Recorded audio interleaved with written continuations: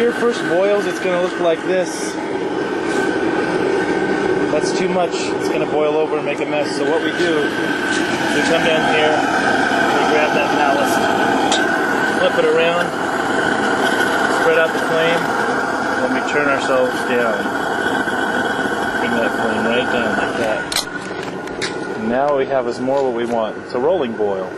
What I like to do is I like to take this stuff and put this back in. The sides, just kind of swoosh up the sides. Now,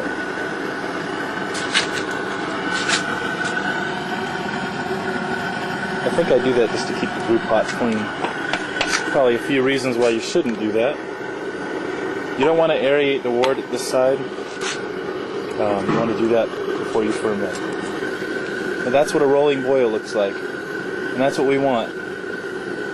And since we're boiling for an hour and a half, we're going to wait about 30 minutes before we put bittering hops in. We're going to let that get cooking, and then when the bittering hops come in, they're less likely to have a huge boil over. We're probably going to have about, I'm guessing about 7.5 gallons when we're done, which will give us enough for a keg and some for sampling. So that's what we're looking for. Beautiful, isn't it?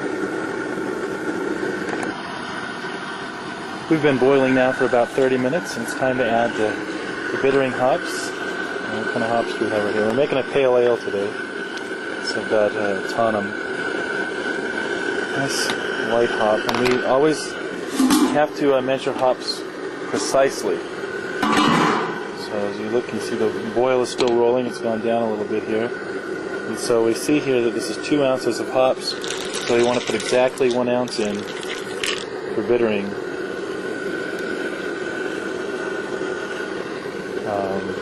And you can see what happens to the boil right away. All those hops, it tries to expel the hops, so we're going to get them back down in there. This precise measurement of bittering hops that we put in there. We're going to switch these off the sides. Again, probably not a good practice, but it gets the hops back in the beer where it belongs, where they belong. A lot of people disparage hop pellets like that.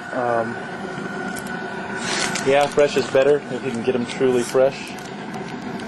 However, those hop pellets last for a long time. These ingredients that we're looking at today have been sitting here for about a year, just because I haven't gotten around to brewing. And they've been in refrigeration, and guess what? They smell wonderful. They smell as fresh as the day that about the same as the day that I bought them. So there we have it. First edition of hops. This is the nasty part of brewing. I didn't clean this fermenter. I'm going to use this fermenter and this one because I don't like blowout, so I will split the batch between these two fermenters, and you have to be absolutely clean. So what I do, if you look on the side here, you can see the old beer that's inside. And I've had this sitting with some bleach and some water, and I'm going to go down with a bottle brush and just scrub the insides out. You can see that breaking away.